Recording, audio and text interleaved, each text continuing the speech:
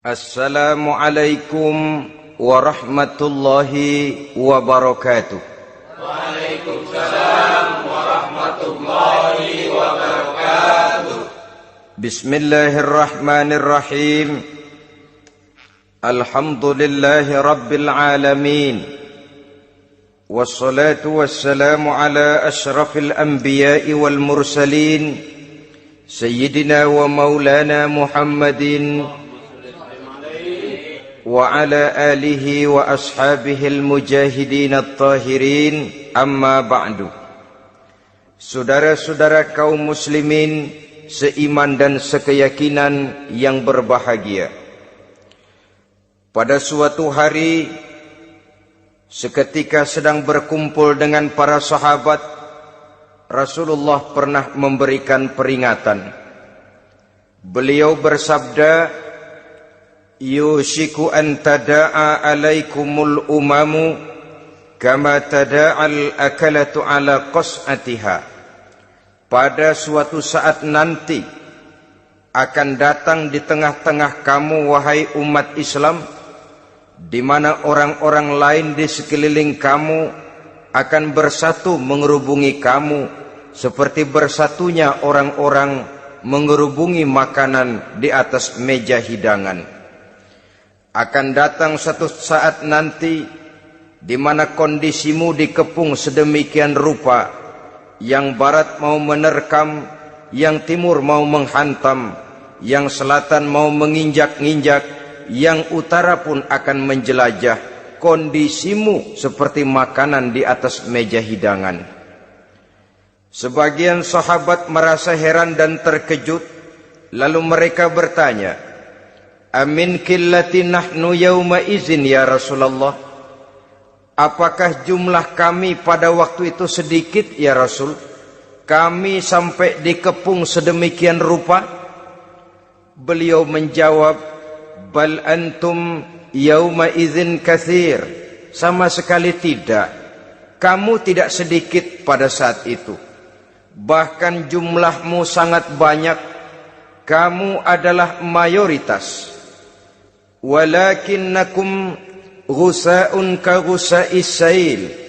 Tetapi keadaanmu saat itu persis seperti buih di lautan. Banyak tetapi centang perenang. Banyak tetapi tidak punya daya dan kekuatan. Banyak tapi dipermainkan gelombang lautan, dihempaskan ke tepian pantai tanpa punya makna dan arti. Kondisimu pada saat itu kuantitas yang tanpa kualitas, sehingga orang lain enak saja mengepung kamu. Akidahmu didangkalkan, dibanjiri dengan peradaban dan kebudayaan yang menjauhkan dari agama. Dari segi maksiat dan munkarat seluruhnya mengepung sampai kita melepaskan nilai-nilai Islam kita ini. Dan celakanya, sambung beliau, waliyanzi'anna fi qulubi aduwikumul mahabata minkum. Akan dicabut kehebatanmu di mata musuh-musuhmu, sehingga pada saat seperti itu orang lain memandangmu umat Islam enteng saja, remeh saja, tidak ada apa-apanya. Sudahlah, pokoknya umat Islam sikat saja. Umat Islam enteng, umat Islam kecil, umat Islam tidak ada apa-apanya. Alangkah ironinya, alangkah menyedihkannya, memilukan dan sekaligus memalukan. Umat yang mayoritas ini dipermainkan oleh yang minoritas. Umat yang jumlahnya terbesar, terbanyak, bahkan konon menurut catatan sampai 90%, tapi dipermainkan oleh mereka kelompok-kelompok kecil ini. Waliyakzifanna fi qulubikumul wahn. Pada saat itu di hatimu dicampakkanlah penyakit wahan. Sahabat kemudian bertanya, wa mal wahnu ya Rasulullah? Apakah penyakit wahan itu ya Rasul? Beliau menjawab, hubbud dunya wa karahiyatul maut. Penyakit wahan itu tidak lain hubbud dunya wa karahiyatul maut.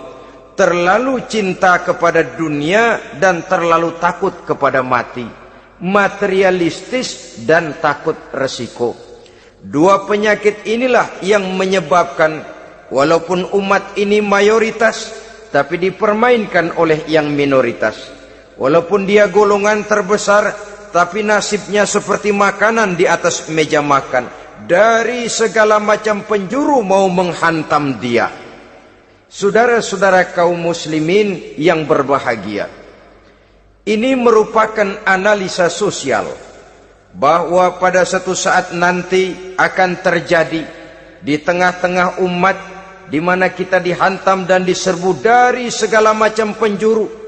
Akidah didangkalkan, peradaban dan kebudayaan dirusak, makanan dan minuman diracuni, pakaian ditelanjangi dan lain sebagainya, sampai kita melepaskan nilai Islam yang kita cintai ini.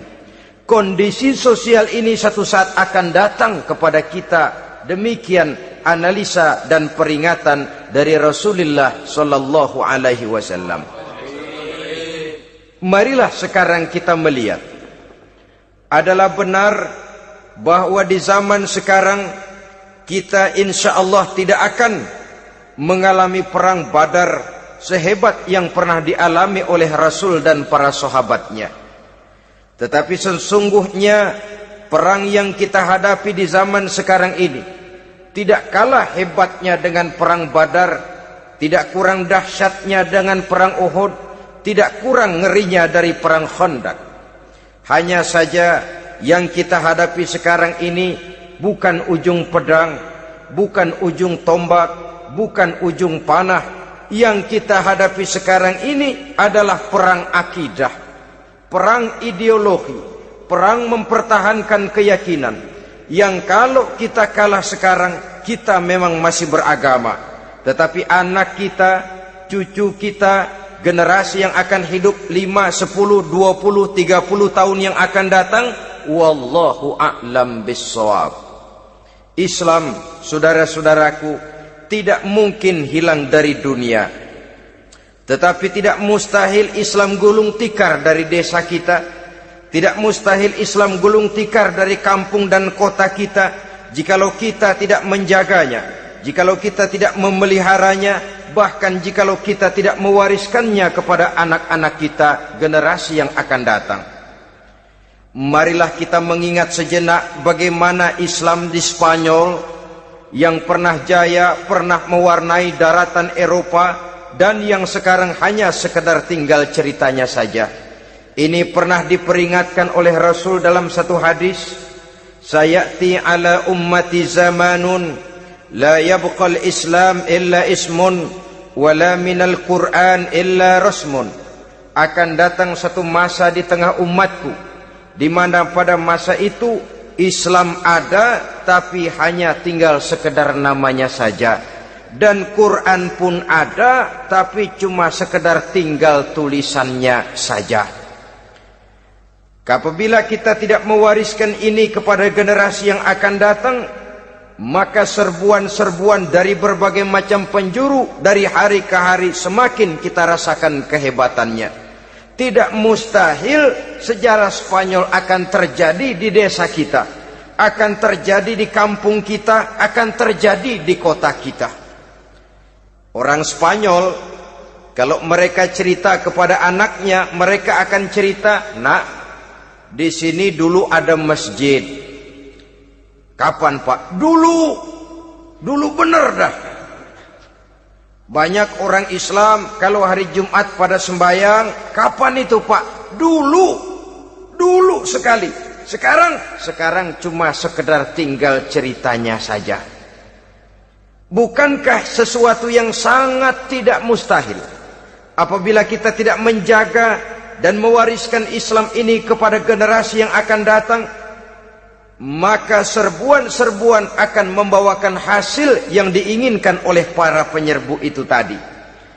Kita sudah menjadi umat yang mayoritas, tetapi umat yang mayoritas ini menurut Rasul dikepung sedemikian rupa, akidahnya didangkalkan, peradaban dan kebudayaannya ditekan sedemikian rupa, kehidupan sosialnya dibuat individualis, Kemudian dari segi pergaulan, pakaian, makanan, minuman dan sebagainya diracuni, sampai dia tidak lagi berpegang teguh kepada agamanya.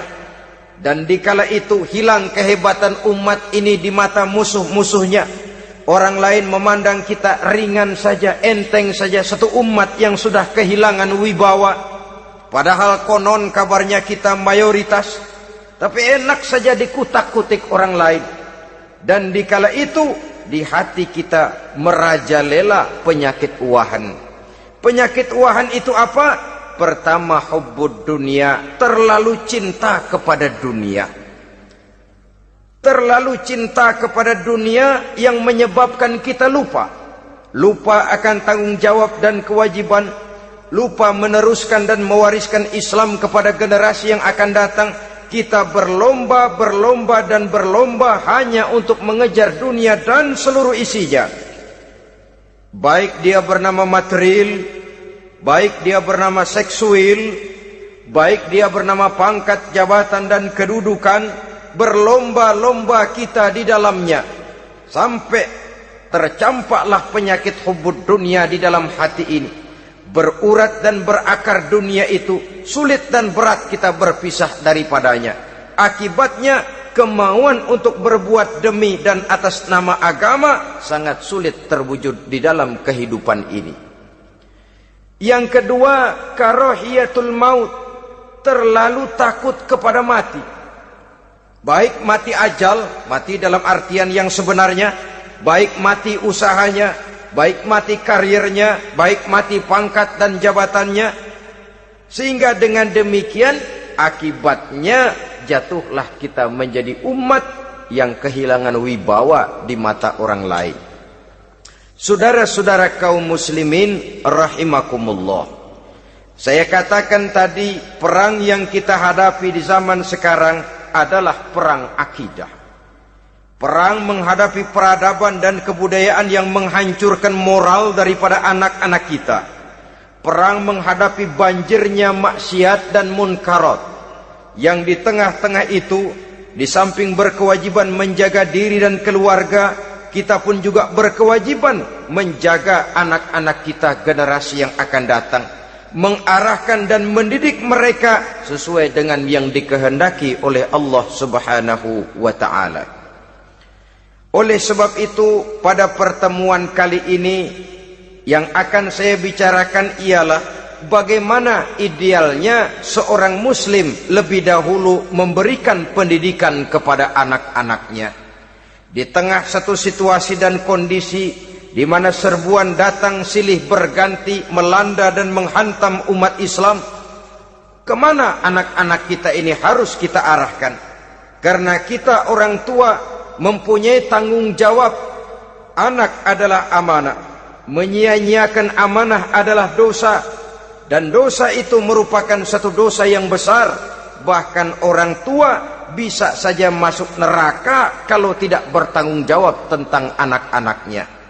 Satu riwayat menjelaskan, ada orang soleh, ngajinya cukup, sholatnya cukup, puasanya cukup, zakatnya cukup, di mana ada majelis taklim hadir, baca Quran hobi, fitnah orang tidak pernah.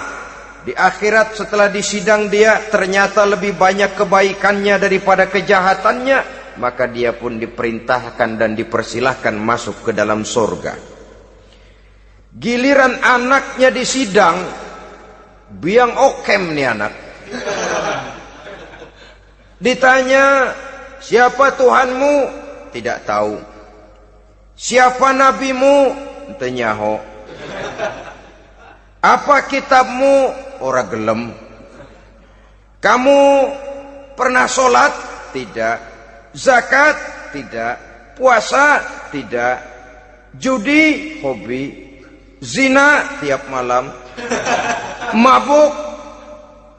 Berat. Wah, brengsek kamu. Kebaikan tidak ada barang sedikit pun, sementara kesalahan dan dosa berlipat ganda. Kamu neraka. Anak ini protes. Benar, saya tidak kenal siapa Tuhan saya. Saya tidak tahu siapa nabi saya. Saya tidak tahu kitab suci dan kiblat saya. Saya tidak sholat, tidak zakat, tidak puasa. Tiap malam saya judi, saya zina, saya mabuk. Tapi saya kerjakan semua itu karena saya tidak tahu dan orang tua saya tidak pernah memberitahu saya. Dia enak-enakan hadir di majelis taklim, saya nyekek botol, didiemin saja. Dia enak-enakan baca Quran, saya zina, didiamkan saja. Saya bukan tidak mau, orang tua saya sama sekali tidak pernah mendidik saya. Dia mau benar sendiri. Maka kalau sekarang saya harus masuk ke dalam neraka, saya menuntut agar orang tua saya ikut sama-sama bergabung dengan saya ke dalam neraka. Gara-gara dia tuh saya jadi begini. Orang tuamu yang mana? Tuh, yang barusan mau ke surga. Ini orang tua yang sudah mau berangkat ke surga dipanggil. Sebentar dulu mas. Ini benar anak kamu? Iya pak. Waktu di dunia kamu tidak pernah ajarin dia ngaji? Sampai dia tidak kenal Tuhannya, tidak kenal nabinya, tidak kenal kiblat dan kitab sucinya? Iya pak. Dia tidak sholat, kamu diamkan saja. Dia tidak puasa, tidak zakat, kamu bersikap masa bodoh. Bahkan dia judi, dia zina, dia mabuk, kamu pun berdiam diri saja. Iya pak. Tahukah kamu bahwa anak ini adalah amanah? Menyia-nyiakan amanah artinya khianat, dan khianat adalah dosa yang sangat besar. Kamu tidak bertanggung jawab, maka kamu, anakmu gabung ke dalam neraka. Saudara-saudara kaum muslimin rahimakumullah. Itu sebabnya Allah pesan benar-benar, ya ayyuhalladzina amanu qu anfusakum wa ahlikum nara. Hai orang-orang yang beriman, jaga dirimu dan keluargamu, istri, anak, orang-orang yang menjadi tanggung jawab dan kewajiban kita, jaga dan pelihara mereka dari api neraka. Saudara-saudara kaum muslimin, lalu kalau kita orang-orang tua yang hidup di zaman sekarang ini sudah sering beristighfar, mengurut dada, melihat situasi, membaca peta keadaan, konon tantangan yang akan dihadapi oleh anak-anak kita 15, 20, 25 tahun yang akan datang jauh lebih berat dari apa yang kita hadapi sekarang ini. Maka adalah wajar jika kita sebagai orang tua yang cinta kepada agama, cinta kepada anak-anak kita, berpikir untuk mewariskan nilai-nilai yang luhur ini kepada anak-anak kita generasi yang akan datang. Bagaimana pada mulanya kita harus mendidik mereka? Mari kita telusuri apa yang dicontohkan oleh Al-Quranul Karim. Orang-orang tua bijaksana yang diceritakan dalam Al-Quran, kalau sudah berpikir tentang anak-anaknya generasi yang akan datang, pendidikan pertama yang diberikan kepada anaknya ternyata adalah persoalan akidah. Nabi Ibrahim, pertanyaan yang paling merisaukan beliau buat anak cucunya ialah, ma ta'buduna min ba'di. Saudara bisa lihat surah Al-Baqarah ayat 133. Anak-anakku, kalau pada satu saat nanti aku, ayahmu ini sudah tidak ada lagi, meninggalkan kamu semua, meninggalkan kehidupan dunia ini, ma ta'buduna min ba'di, apa yang akan kamu sembah nak kalau ayah sudah tidak ada lagi? Jikalau ayahmu sekarang masih rajin ke masjid, melakukan rukuk dan sujud, i'tikaf dan membaca Quran, kalau satu saat ayahmu meninggalkan dunia ini, masihkah engkau mau ke dalam masjid? Masihkah engkau rukuk dan sujud? Masihkah engkau i'tikaf? Ma ta'buduna min ba'di, apa yang akan kamu sembah kalau aku ayahmu tidak ada lagi nak? Ditanamkan bukan hanya keyakinan bertauhid, sekaligus juga menyembah kepada Allah yang kita yakinkan dengan tauhid itu tadi. Bukankah berbeda dengan kita kebanyakan orang tua sekarang? Kita tidak pernah berpikir ma ta'buduna min ba'di. Kalau bapak tidak ada, kamu nyembah apa nak? Kita orang tua sekarang pagi-pagi malah berpikir ma ta'kuluna min ba'di. Kalau bapak enggak ada, kamu nanti makan apa nak? Bukan nyembah apa yang kita pertanyakan, bukan nyembah apa yang kita khawatirkan, makan apa nak? Maka yang dicari lalu sekolah-sekolah yang bonafit, yang tidak peduli apakah itu merusak imannya, mematikan akidahnya, menghancurkan keyakinannya. Yang penting ada jaminan hari depan bisa dapat lapangan kerja. Akibatnya berduyun-duyun orang-orang tua muslim menyekolahkan anaknya di sekolah-sekolah yang bukan Islam, yang nyata-nyata membahayakan akidahnya. Dididik dengan kultur dan budaya yang bertentangan dengan nilai-nilai agamanya. Bukankah ini berarti merelakan anak untuk dikafirkan? Bukankah ini artinya menyerahkan anak untuk ditulis menurut selera para pendidik yang tidak sesuai dengan nilai akidah yang dimilikinya? Mengapa kita tidak berpikir seperti Nabi Ibrahim yang sebelum memberikan pendidikan kecerdasan, sebelum pendidikan matematika, IPS, PSPB dan disiplin ilmu lainnya, yang pertama ditanamkan ma ta'buduna min ba'di. Kalau ayahmu tidak ada, kamu menyembah apa nak? Menyembah Allah apa nanti malah menyembah harta? Menyembah Allah apa nanti malah mendewa-dewakan pangkat dan jabatan? Menyembah Allah apa malah nanti menyembah alam? Itu yang dikhawatirkan Nabi Ibrahim kepada generasi yang akan datang. Dan itu saudara-saudara yang seharusnya mengkhawatirkan kita kepada anak-anak kita, generasi yang akan datang. Lihatlah serbuan akidah di zaman sekarang ini. Dimanfaatkan kemiskinan kita umat Islam. Diberikan kita tawaran berupa beras, pakaian, obat-obatan, kalau perlu beasiswa, asal bisa melepaskan keislaman kita ini. Bertahap, sedikit demi sedikit, step by step, shibran bi shibrin wa zira'an bi zira'in. Dan harus saya ingatkan, orang di zaman sekarang tidak mungkin menghantam Islam secara frontal. Tidak mungkin menghantam Islam terang-terangan, apalagi mengerahkan satuan militer. Tidak. Orang berhitung bagaimanapun kondisi dan kualitasnya umat Islam, mereka masih punya satu modal penting, fanatisme agama. Kalau ini disulut, api jihad segera berkobar, dan hanya maut yang bisa menghentikan orang yang dibakar dengan semangat jihad. Orang tahu itu. Betapa Uni Soviet kedodoran menghadapi mujahidin Afghanistan yang disulut oleh semangat jihad yang berkobar dengan persenjataan yang primitif ketimbang persenjataan Uni Soviet. Entah mereka pantang surut mundur ke belakang.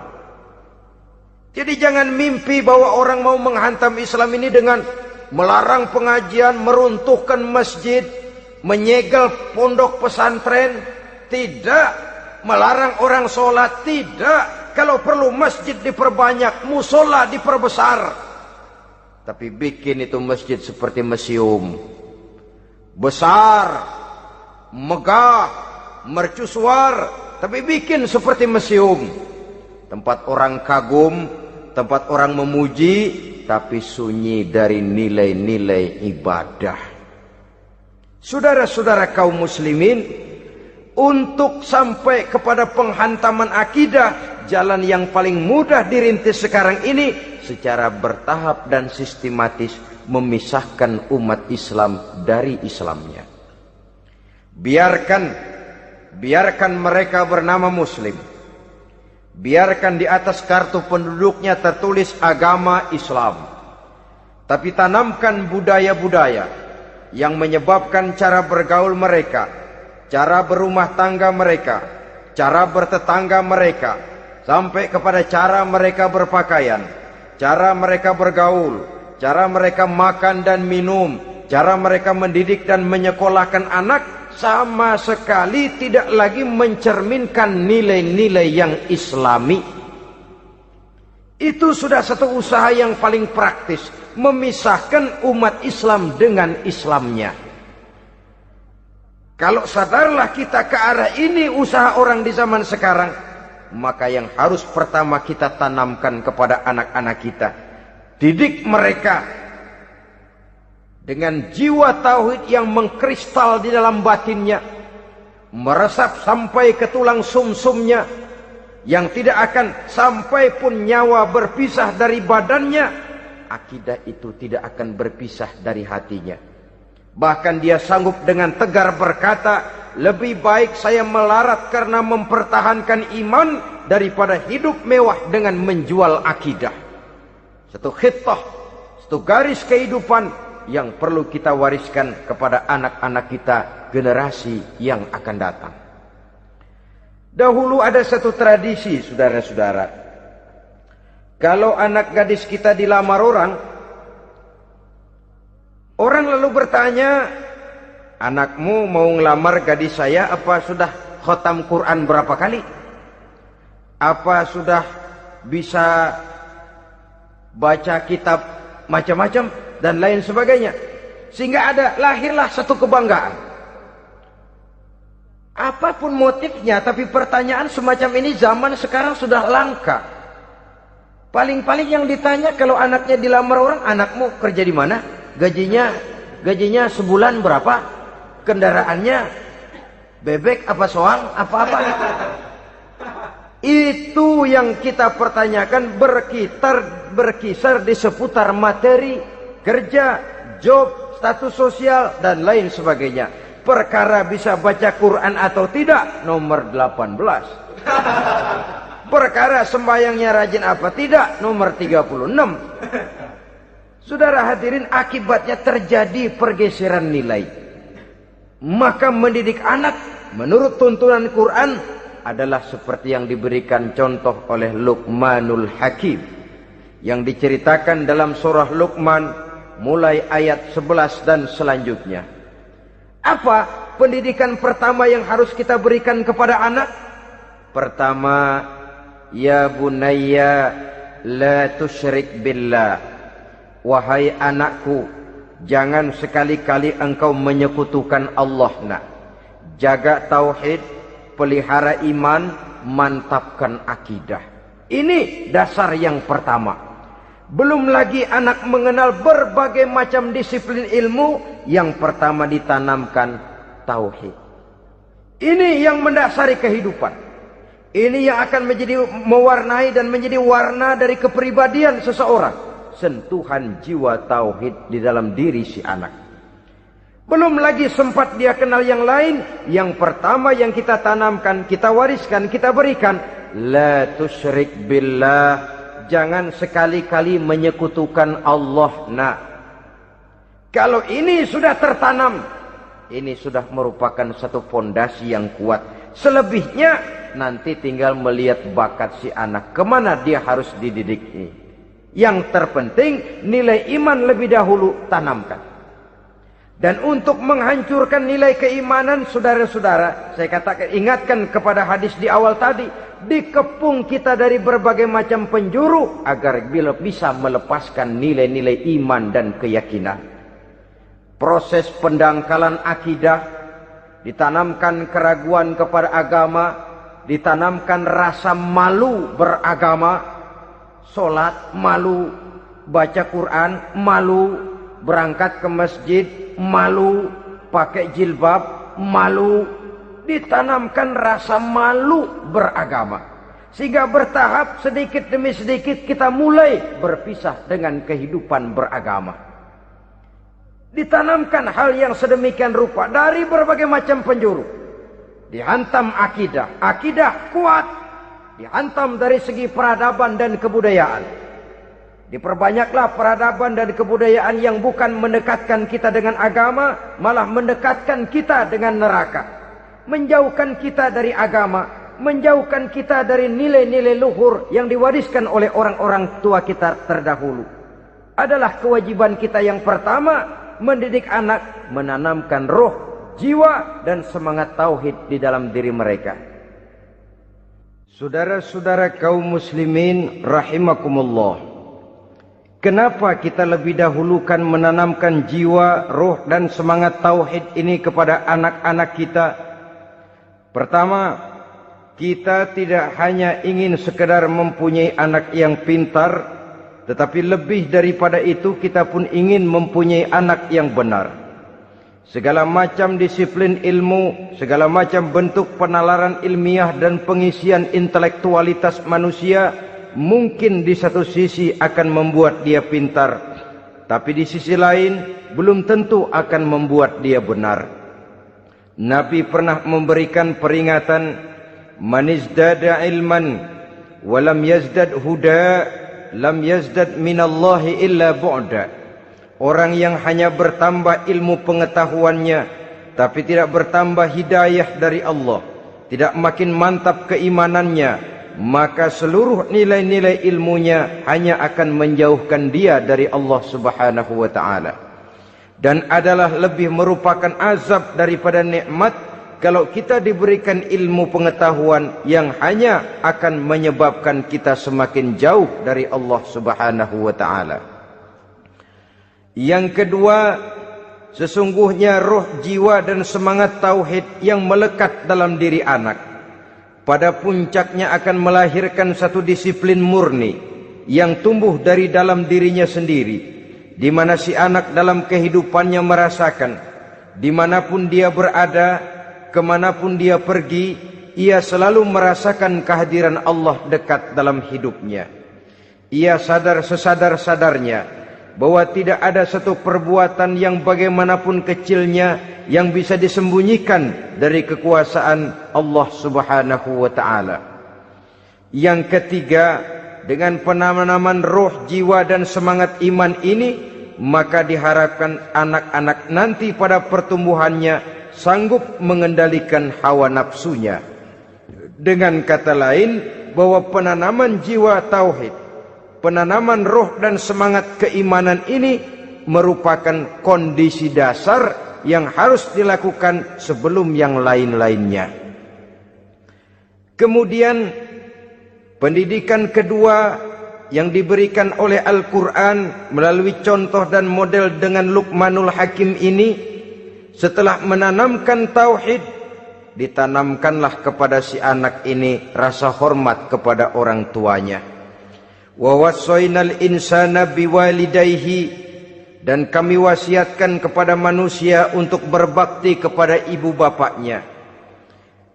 Hamalathu ummuhu wahnan ala wahnin, karena ibunya telah mengandungnya dengan kepayahan di atas kepayahan. Maksudnya dengan kepayahan dan kelelahan yang berlipat ganda.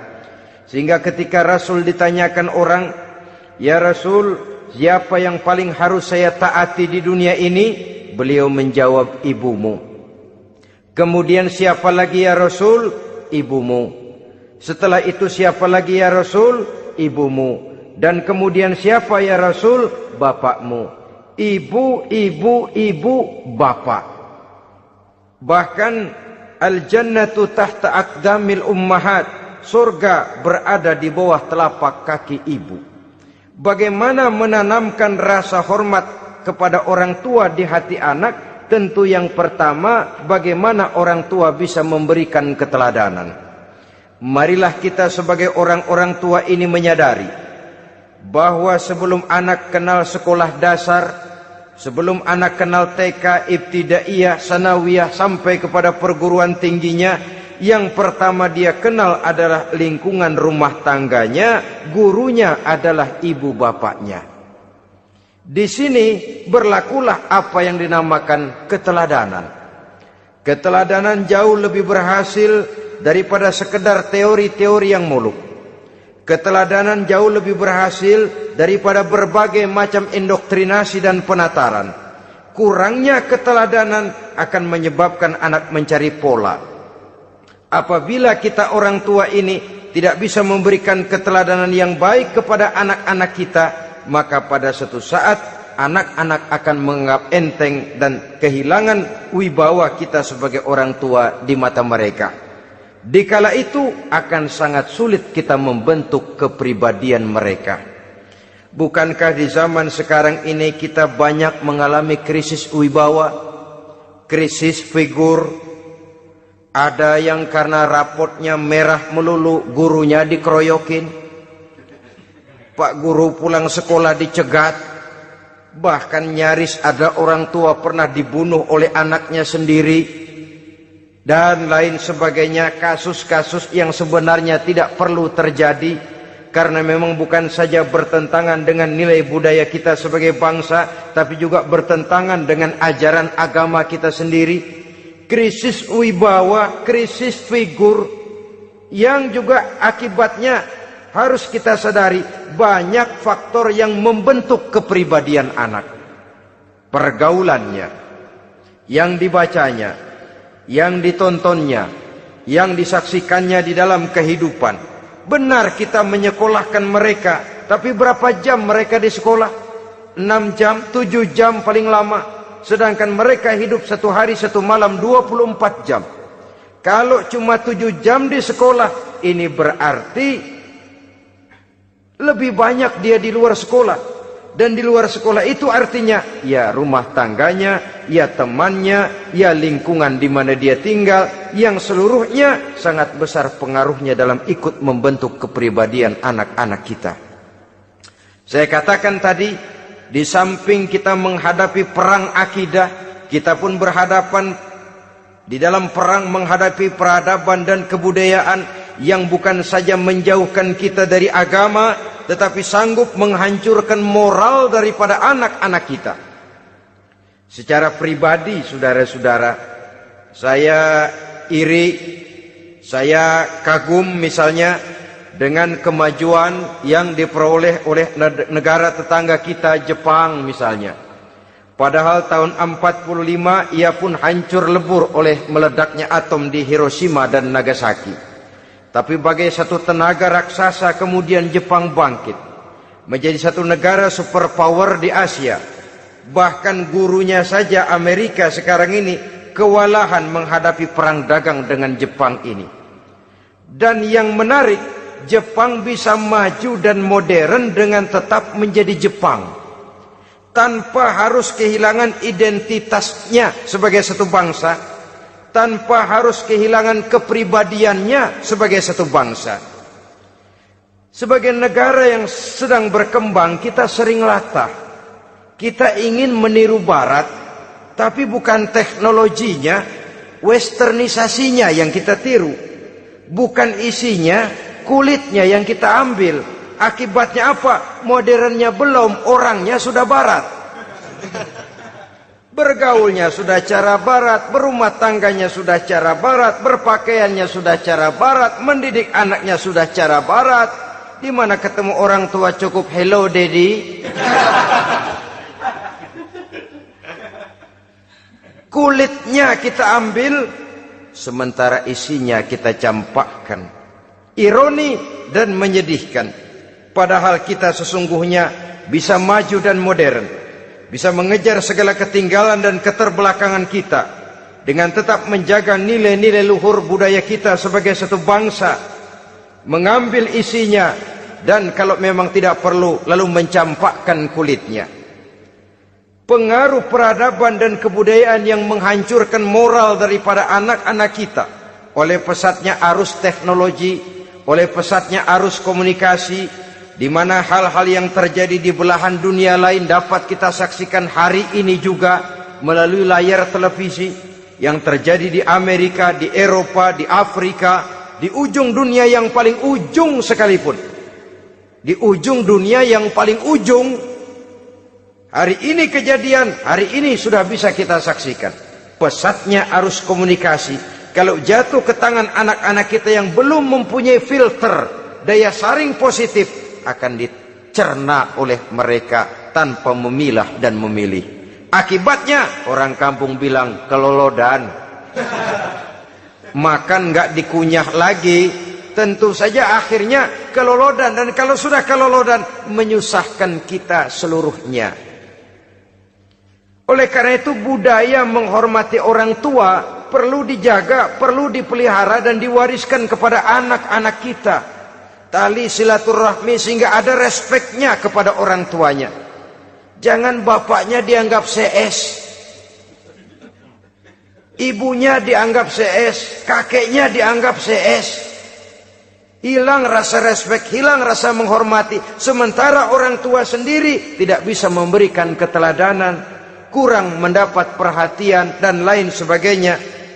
Apalagi kalau baik ibu maupun bapak adalah orang-orang karier yang setiap hari sibuk menghadapi tugas masing-masing. Bapak sibuk rapat, pindah kantor sana kantor sini, ibu sibuk arisan, besarlah anak-anak di tangan pembantu dan lain sebagainya, sehingga dia merasa kurang mendapat perhatian, dan ini akan ikut membentuk warna dari kepribadian yang dimilikinya. Sampai kepada pelosok-pelosok desa, jaringan televisi memang menguntungkan. Tapi kalau sudah sampai kepada menayangkan budaya-budaya yang tidak sesuai dengan pola di mana mereka tinggal, pola lingkungannya, dan ingin mereka terapkan dalam kehidupan, ironi dan menyedihkan. Maka sering dikatakan, jikalau ABRI masuk desa, rakyat beruntung. Jikalau listrik masuk desa, rumah jadi terang. Jikalau koran masuk desa, rakyat jadi cerdas. Jikalau hakim masuk desa, rakyat lalu sadar hukum. Tapi jikalau maksiat dan munkarat masuk desa, minuman keras masuk desa, judi masuk desa, pelacuran masuk desa, rakyat tentu kiamat. Dan kita harus punya budaya untuk memilah dan memilih, mempunyai filter untuk jadi daya saring positif. Oleh karena itu saudara-saudara, tahap kedua setelah menanamkan jiwa tauhid kepada anak, tanamkan rasa hormat kepada orang tuanya. Orang tua itu ibu bapaknya, orang tua itu guru-gurunya yang mengajarkan dia, atau yang dianggap tua yang lebih senior dari dia. Karena tidak ada satu peradaban yang berdiri sendiri. Bagaimanapun maju dan modernnya kita sekarang, tentu merupakan mata rantai yang berkaitan dari generasi terdahulu. Ini yang kedua. Setelah tauhid, berbakti kepada ibu dan bapak. Tidak ada satu kebahagiaan yang bisa ditegakkan di dunia ini tanpa doa, tanpa restu daripada ibu dan bapak. Ini keramat hidup. Doanya dikabul Allah dan kutuknya juga dikabul oleh Allah Subhanahu wa ta'ala. Jadi mendidik anak setelah menanamkan jiwa tauhid, menanamkan rasa hormat dan taat berbakti kepada ibu bapaknya. Itu yang kedua. Kemudian yang ketiga, melalui model Luqman, Quran mendorong kita untuk mendidik anak, menanamkan etika otonom. Apa itu? Ya bunayya, innaha in takum mithqala habbatin min khardalin fatakun fi sakhratin aw fis samawati aw fil ardi ya'ti biha Allah. Wahai anakku, sesungguhnya kalau ada satu kebaikan yang kamu kerjakan, kecil, tidak nampak oleh pandangan mata yang zahir, yang kecil itu tersembunyi di puncak langit, di dasar bumi yang paling dalam, atau di tengah batu hitam sekalipun, Allah pasti mengetahuinya dan pasti akan memberikan balasan yang seadil-adilnya. Pendidikan apa ini? Pendidikan moral, menanamkan etika otonom. Nah, kau berbuat baik jangan karena dilihat orang. Kau tidak mau melakukan kejahatan jangan cuma karena ada polisi. Kalau ada polisi kau tidak mau jahat, kucing juga begitu. Coba lihat kucing, taruh ikan asin di piring kaleng, tongkrongin. Aduh, kucing kalem, sopan, tenang. Sedikit kita lengah, habis ikan digarap. Tapi ditanamkan satu kesadaran, kemanapun kau pergi, nak, apapun yang kau kerjakan, tersembunyi di tengah batu, di dasar bumi, di puncak langit, Allah pasti tahu. Dalam bahasa yang ringan, nak, kita ini diawasi oleh 2 hiperkomputer yang maha sensitif, produksi langit, mereknya Rokib dan Atid. Itu komputer yang sangat peka dan sensitif. Jangankan kita berbuat, kita berniat baik saja, komputer sudah nyatat sendiri. Inilah yang orang sekarang namakan waskat, pengawasan malaikat. Kalau hidup sudah merasa diawasi oleh malaikat, waskat berhasil. Tapi kalau waskat sudah diawasi malah nekat, itu yang gagal. Atau yang diawasi dan yang mengawasi sama-sama sepakat, itu juga bisa cincai. Saudara-saudara kaum muslimin rahimakumullah, waskat dalam pengertian kita muslim, bagaimana hidup ini merasakan diawasi oleh malaikat. Intelektualitas yang tinggi sekalipun, IQ yang nilainya plus sekalipun, disiplin ilmu yang bagaimanapun banyak yang memenuhi benak kita, tanpa diiringi oleh etika otonom, orang sering mencari celah dan kesempatan. Mencari celah dan kesempatan. Tapi kalau sudah merasa, kemanapun saya pergi, dimanapun saya berada, kebaikan bagaimanapun sekecilnya saya lakukan, toh Allah pasti akan memberikan balasan. In khairan fa khairun, wa in syarran fa syarrun. Jikalau baik, baik balasan yang kita terima. Jikalau jahat, jahat kejahatan yang kita terima. Kalau sudah ke arah ini kita berpikir, maka sesungguhnya kalau kita berbuat baik kepada orang lain, hakikatnya kita sudah berbuat baik kepada diri kita sendiri. Lalu tidak ada merasa rugi berbuat baik kepada orang, karena manakala dia melakukan kebaikan kepada orang lain, artinya dia sudah berbuat baik untuk dirinya sendiri. Jadi setelah tauhid, kemudian berbakti kepada ibu bapak, yang ketiga baru pendidikan tentang akhlak, tentang moral. Pola ini yang sering terlupakan oleh kita, bahwa bagi kita itu pendidikan tidak lain upaya mencerdaskan otak anak. Jangan sampai sebab ini kelihatannya pembangunan makin maju, persaingan hidup makin tajam, tensi ekonomi semakin tinggi, sementara jumlah tenaga kerja dengan lapangan kerja yang tersedia jauh dari mencukupi. Jikalau tidak membekali anak dengan pendidikan yang menunjang lapangan pekerjaan, orang tua khawatir, takut sekali anaknya jadi gelandangan. Dikhawatirkannya kehidupan dunia ini, sementara dia lupa kalau anaknya bisa jadi gelandangan di akhirat. Padahal selama-lamanya gelandangan di dunia paling seumur manusia itu 60 tahun, 70 tahun lah umur orang sekarang. 70 itu sudah luar biasa itu. Tapi kalau harus menggelandang di akhirat, menjadi gelandangan di akhirat, alangkah menyedihkannya. Apakah akan kita korbankan satu kehidupan yang langgeng, abadi, cuma karena tertipu oleh fata morgana dan kamuflase? Kita korbankan yang sedikit, kita korbankan yang besar karena kita memilih yang sedikit. Dalam bahasa Al-Quran memang pernah diceritakan hidup ini hakikatnya perlombaan, saudara-saudara. Perlombaan. Dan di dalam perlombaan itu ada yang menang, ada yang kalah. Al-Quran lalu memberikan peringatan, Alhaakumut takatsur, kamu telah lalai karena berlomba-lomba memperbanyak harta, mempertinggi pangkat dan kedudukan, hatta zurtumul maqabir, sampai kamu akan masuk ke liang kubur baru sadar. Apalagi kalau nafas sudah sampai di tenggorokan. Persis Fir'aun sudah tenggelam di lautan merah, mau mampus, baru dalam sekaratnya amantu bi Rabbi Musa wa Harun.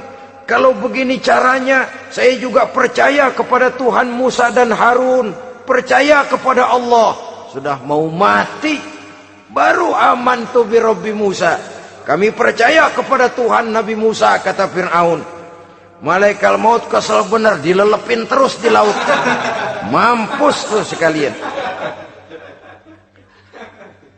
Hidup ini memang kita berlomba. Berlomba dengan waktu, berlomba dengan umur, berlomba dengan tenaga, berlomba dengan tetangga. Yang jangankan kita sampai mundur, berhenti saja sejenak, kita akan ditinggalkan oleh yang lain. Tiada kata mundur, bahkan tiada kata berhenti. Sekali kita melangkah, melangkahlah terus. Tapi berlombalah seperti yang dikehendaki Quran. Fastabiqul khairat. Berlomba-lombalah di dalam kebajikan. Jangan berlomba-lomba di dalam kemaksiatan, kemunkaran, kejahatan. Berlombalah dalam urusan kebaikan. Saudara-saudara kaum muslimin rahimakumullah. Tauhid, berbakti kepada ibu bapa, kemudian pendidikan tentang moral. Apabila pendidikan tentang moral sudah tertanam, barulah lihat bakat si anak. Kemana bakatnya? Anak saya kelihatannya dari kecil demennya main bedil-bedilan saja. Abri kali itu. Kirim ke Magelang, masukkan akabri. Tapi dengan syarat 3 itu tadi. Iman sudah tertanam, rasa bakti kepada ibu bapak sudah ada, dan punya nilai moral. Sehingga boleh jadi nanti dia menjadi jenderal yang beriman, yang berbakti kepada ibu bapaknya, dan punya moral yang tinggi. Kan lebih baik rakyat rendah tapi akhlaknya tinggi, daripada pejabat tinggi tapi moralnya rendah. Jauh lebih baik rakyat rendah punya moral tinggi ketimbang pejabat tinggi punya moral rendah. Nilai moral ini yang jadi ukuran dan barometer di masyarakat.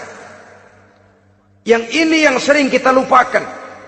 Bahwa kehancuran satu bangsa dimanapun di dunia ini selalu dimulai dengan kehancuran moral daripada bangsa itu sendiri. Sekarang membina nilai moral ini berat. Gadis kita, remaja, putri diberikan pakaian jilbab, mungkin dia sendiri masih setengah-setengah, ditambah lagi oleh ledekan temennya. Jilbab lah kuno. Bau sorga lah, bau masjid lah, bau menyan lah. Ditanamkan rasa malu untuk hidup dekat dengan agama. Kalau moral semacam ini sudah tertanam, sedikit demi sedikit kita mulai mengucapkan selamat tinggal kepada agama.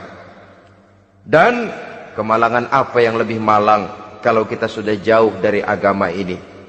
Bukankah Islam telah menyelamatkan manusia dari penyakit jahiliyah dan membawanya kepada satu kehidupan yang maju dan modern? Kalau kita tinggalkan Islam ini, bukankah artinya kita akan kembali kepada satu zaman jahiliyah? Hanya saja jahiliyah itu berada di abad modern. Versinya tentu lebih modern. Kalau zaman jahiliyah dulu mabuknya pakai arak, zaman sekarang sudah macam-macam orang bisa mabuk. Kalau zaman jahiliyah dulu anak perempuan dikubur hidup-hidup, zaman sekarang kadang-kadang belum sempat lahir ke dunia, malah sudah dibunuh lebih dahulu. Versinya saja yang berbeda. Kalau di zaman jahiliyah dahulu manusia menyembah batu yang bernama Latta, Uzza, Manat dan Hubal.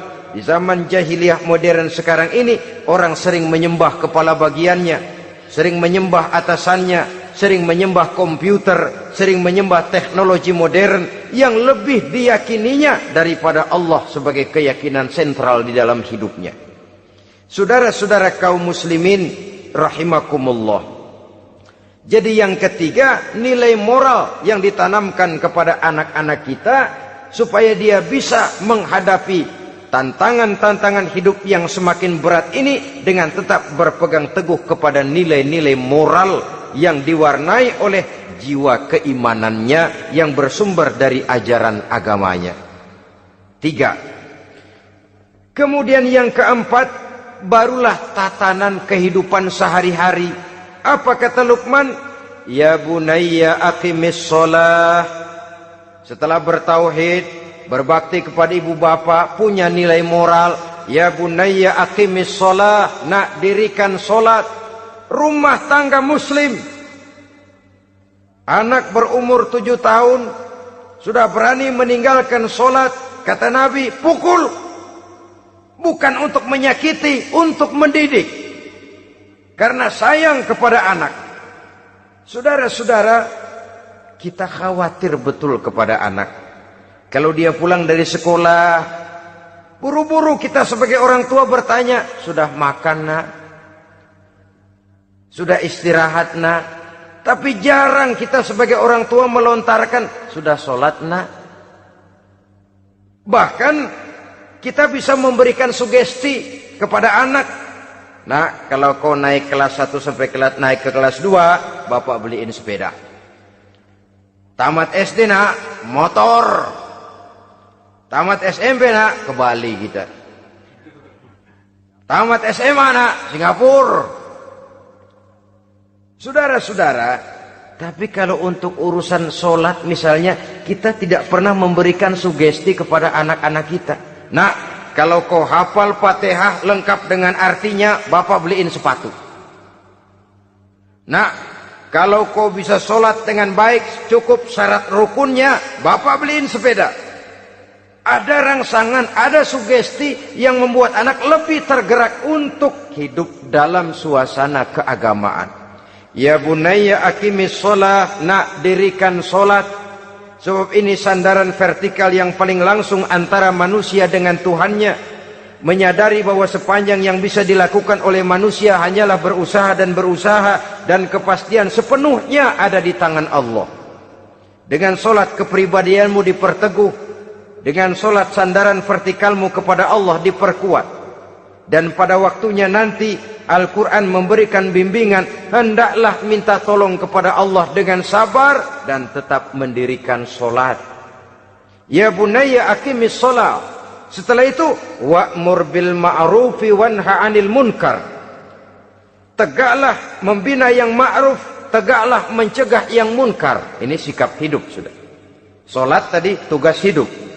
Lalu sikap hidup tampil di tengah masyarakat, membina yang ma'ruf, mencegah yang munkar sesuai dengan kesanggupan masing-masing. Bukankah setiap kita kepingin punya anak yang bermanfaat, setidaknya bagi keluarganya, syukur kalau bisa bagi lingkungannya, bagi masyarakat, bangsa dan negaranya. Dan satu di antara tanda orang yang bermanfaat, kalau dia bisa hidup menjadi penganjur yang ma'ruf dan pencegah yang munkar. Dan itu kalau tidak ada hidayah, sulit orang mau melaksanakan itu. Sebab apa? Ada kecenderungan belakangan ini di mana agama dianggap urusan pribadi. Sehingga orang lalu sering bilang, jangan bawa-bawa agama dah, itu kan bukan urusan agama. Ini sudah ciri berpikirnya sekuler. Jangan bawa-bawa agama. Agama urusan pribadi, artinya orang mau sholat mau enggak jangan bilang apa-apa dah, urusan dia sendirian. Dia mau puasa dia enggak, merdeka saja, urusan pribadi. Agama bukan persoalan pribadi. Apalagi jikalau sudah menyangkut amar ma'ruf dan nahi munkar, siap menegakkan yang baik, mencegah yang munkar, untuk tegaknya satu masyarakat yang diwarnai oleh kebaikan dan terhindar dari segala macam kejahatan. Dan terus ayat-ayat selanjutnya mencerminkan sikap hidup. Namun yang intinya, cara mendidik anak yang baik, yang dicontohkan oleh Al-Quran dengan Luqmanul Hakim sebagai model. Pertama, tanamkan tauhid. Yang kedua, tanamkan rasa hormat dan berbakti kepada ibu bapaknya. Yang ketiga, tanamkan moral, nilai akhlak yang tinggi. Setelah itu yang keempat, biasakan hidup dalam suasana keagamaan. Kontrollah sholatnya, kontrollah baca Qur'annya, kontrollah puasanya di bulan Ramadan. Ajaklah anak-anak sholat berjamaah, sehingga dengan demikian dia terbiasa oleh satu suasana yang mendekatkan dia dengan nilai agamanya. Dari sana diharapkan nilai-nilai ilmu yang didapatnya dari bangku sekolah akan menciptakan keseimbangan dengan yang ditanamkan oleh orang tuanya dalam bentuk yang dijelaskan oleh surah Luqman itu tadi. Sehingga apabila keseimbangan ini terwujud, akan menjalin keseimbangan dalam pola berpikir, dan keseimbangan dalam pola berpikir akan melahirkan keseimbangan dalam perbuatannya. Terwujudlah kita harapkan insan yang fid dunya hasanah wa fil akhirati hasanah. Inilah harapan kita semua. Mudah-mudahan Allah memberikan kekuatan kepada kita untuk mewariskan nilai-nilai yang baik kepada generasi yang akan datang, sehingga esok harus lebih baik daripada hari ini dan lusa harus lebih baik daripada hari esok. Terima kasih atas perhatian saudara. Mohon maaf atas segala kekurangan. Usikum wa nafsi bitaqwallah. Wassalamualaikum warahmatullahi wabarakatuh.